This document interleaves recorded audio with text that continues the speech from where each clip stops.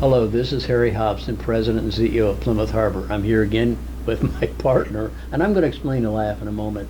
My partner, Karen Novak, who is the infection control preventionist here at Plymouth Harbor. Under full transparency, as we always say at Plymouth Harbor, this is our 11th take for this tape. Sometimes that happens, you hear about it, you've experienced it yourself, and you just can't quite get past the laughter. So I think we're going to just deal with it. But we do have some good things to talk about. We do indeed. It's been a very good week. I think it started off with the Department of Health actually coming to Smith Care Center. Their reason for coming was to really look at our process and identify any kind of interventions that they could help us with.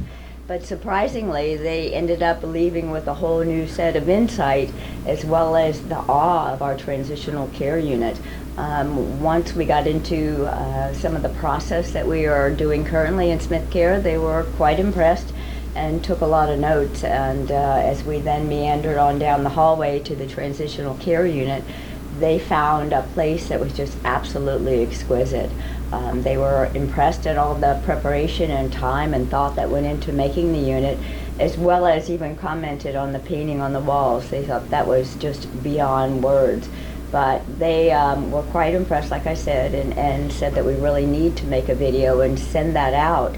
So that might be something to submit to Leading Age and say, hey, this is what we're doing, this is what the Department of Health has said about this, you know, and lead by example. It is a best practice, absolutely. Yeah. So it's interesting to kind of reflect back because, you know, we go back now a little over 2 months, and as we were trying to prepare Plymouth Harbor for what we felt was inevitable, and that were some cases of COVID-19, that was one of the things we talked about, a transitional care unit, and to have the resources that we do with George and Marty and his whole team, along with all of our nursing staff and support staff, to say this is an idea and then bring it to fruition, it was nice. But then to receive such high marks by the Department of Health, that was off the charts. Absolutely, and it was 2 of their state infection control practitioners that did indeed come. So that in and of itself speaks very highly for Plymouth Harbor. Outstanding, outstanding. As our residents know, I've got a splash. It went out today, and the splash covers several things here. The report that we just gave, also kind of re-emphasizing some of the comments on our communal spaces. We're not going to be opening all those communal spaces just yet. That include the art studio, bocce court, club room, dining room, fun shop, library, pools, wellness center, and woodworking. But the good news is we are going to take a step forward with one of the communal spaces, and that's the beauty salon, all 3 of the salons.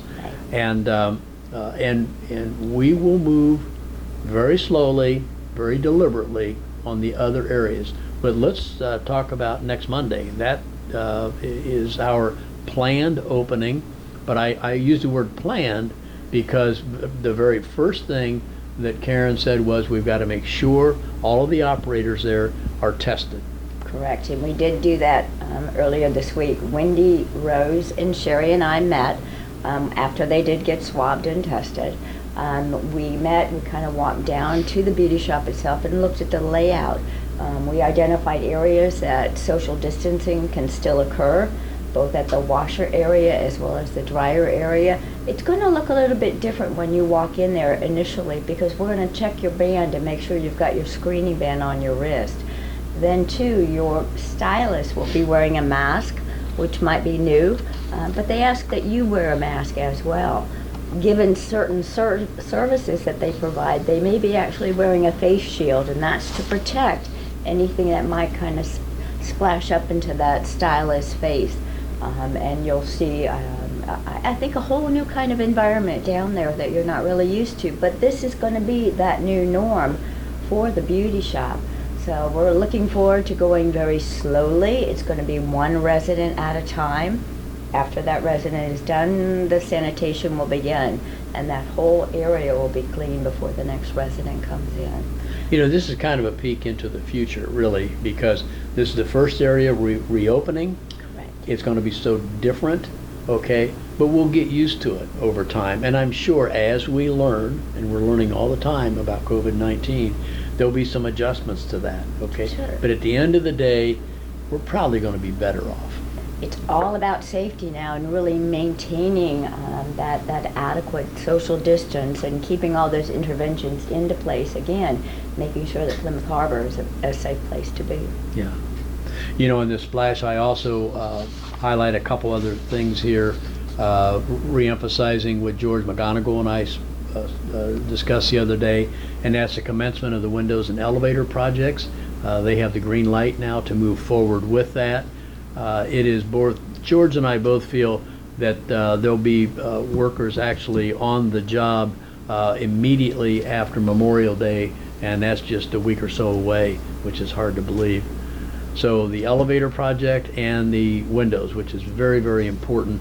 The window project is also important because it kind of sets the stage for the hurricane season, and some of the prerequisites that we're trying to put in place as we move forward with the state and the local countywide emergency management services, and convincing them to allow us to stay on site, shelter in place during a mandatory evacuation.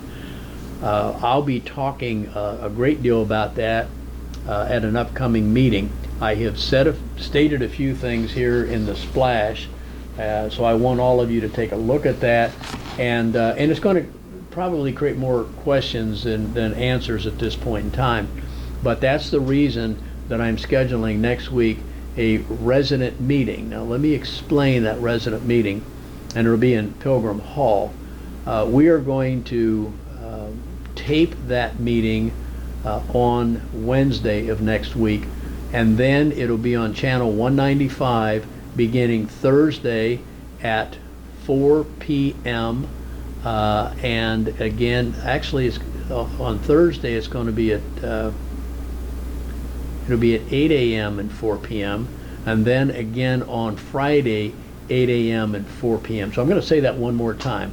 We are going to tape it on Wednesday, and then the next morning at 8 a.m. you'll see it. We're going to repeat it again at 4 p.m. and then we're going to do it one more time on that Friday at 8 a.m. and 4 p.m. The resident meeting, I'll be speaking at the meeting in Pilgrim Hall. I'm working with your leadership, Connie, Bill, and Tom, and they are selecting 16 additional representatives to be social distancing within Pilgrim Hall. So we'll have an audience there. So we're hoping for some good dialogue, questions and answers then that'll be brought forward. And we'll talk a lot about the upcoming hurricane season and specifically what it is we're doing. We won't have all the answers by that time, but I can tell you we're working diligently, almost 24/7 on this, between this and COVID, but we're putting equal time right now in the hurricane season. It's hard to believe it'll be here in 2 weeks, but we've got to really be prepared for that. We really do. I can't speak highly enough for Ed McCrane, who's our Chief of Emergency Management for Sarasota County. He is also a leader in the state, there's no question. Ed and I did a statewide seminar yesterday, and it went very well. We tag teamed, and what a great partner he is. And I spoke about hurricane season and what it means not only to us but to communities like us from Jacksonville all the way down to Miami. And Ed then teamed up and spoke what it means to emergency management, the challenges that they have, okay? But he also encouraged both my colleagues and then at his level, all the counties around the state to work closely with all the long-term care providers in the state, and so we can get through this hurricane season in good shape. And I think we're going to do that. He's working very well with us. We're going to have a plan officially to present to him within the next week to 10 days, and then we're going to take it on up to Tallahassee, and we're feeling pretty good about it right now. I will literally talk step by step next week at the resident meeting about this.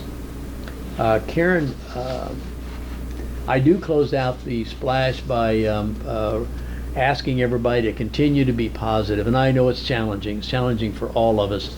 But your patience, your support, your family's support has been just awesome. Absolutely, and this is the time that we need your patience. It's very easy to get caught up in the, okay, let's go. We're seeing people do things, and we want you to be sure that it's the right thing. So bear with us while we go slowly forward. The last thing that we want to do is have the second wave start here at Plymouth Harbor sooner than what we would like it to. So please, when you start thinking about getting together with friends, think about it. Does it really need to happen right now? Can it wait just a little while? Go slow. Be with us. We want to make sure that we're successful at this. There's plenty of areas around the country. We're all watching. Yes. Some are more aggressive than others, and let's just see how successful they are before we take that step forward. Absolutely. So one thing that I put in each splash, and I'll mention it here again, reminding everybody that we follow the most credible, evidence-based practices, and we do it for your health and well-being.